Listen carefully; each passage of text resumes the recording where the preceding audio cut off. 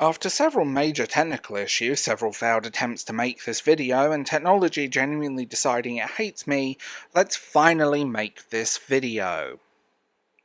I want to talk about something I've noticed on Booktok, Book Twitter, BookTube, and honestly, reading culture online in general. And I know this is going to sound controversial to some people. There are people who openly admit that they skip huge chunks of books. Not skim, skip.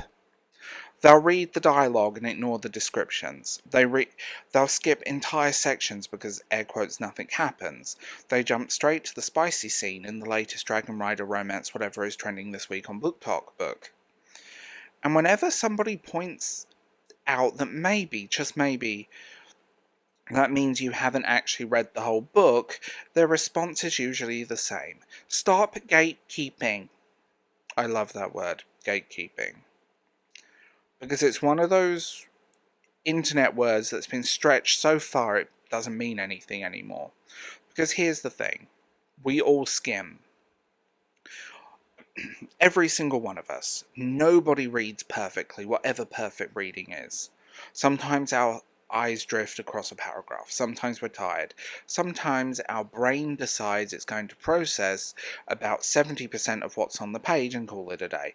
That is completely normal.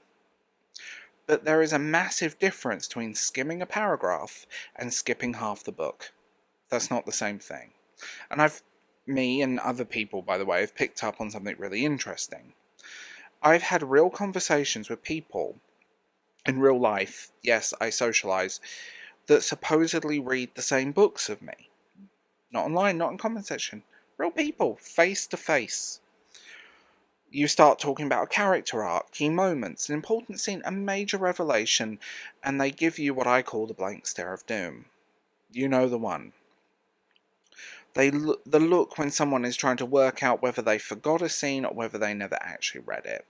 And then it slowly becomes obvious they didn't read it. Or at least not all of it. And suddenly, so many conversations online make sense. Because you hear people complaining that character development came out of nowhere, or that a relationship wasn't believable, or a plot twist wasn't set up. And 9 times out of 10, when you start digging, you realise the setup was there. The development was there. The foreshadowing was there. They just skipped it. It's like watching the first 25 minutes of a movie, leaving the room for an hour and coming back for the ending and then complaining that nothing made sense. Well, yeah, of course it didn't. There was a creator years ago on BookTube who became infamous for this. Not because of, by the way, no insightful reviews. That was not a thing with this creator. Mostly because they were constantly involved in drama and saying horrible things, but one thing that always stood out to me was how openly they admitted that the only really paid attention to dialogue. They skipped the rest. And when you watch some of the reviews it showed, it started becoming a drinking game on a couple of book discords. Did they read the same book? Because entire themes, characters, set pieces, moments, key events that were quite prominent, like not even little events, story elements that seemed almost completely absent from any discussion they had. And it's not because they interpreted the book differently. Because interpretation is great. It's because they genuinely hadn't engaged with large sections of what they'd written. And this is a person that would read 50, 60, 100 books a month. And I use the word read loosely. Now, before someone rushes to the comments section, let me be clear. People can read how they want. I'm not showing up at your house to confiscate your library card and tell you're a good boy as I hit you on the nose with a newspaper. Although I'm pretty sure some of my audience would probably enjoy that, going by some of the comments on Instagram. If reading is fun for you because you jump around, skip chapters, only read certain scenes, that's completely your business. Read however you want. What I'm questioning is something else entirely. How do you review a book that you've only partially engaged with? How do you confidently tell thousands of people that a story is badly written when you skipped major sections of it? How do you critique character development you never read? How do you discuss themes that you skipped past because they weren't immediately exciting?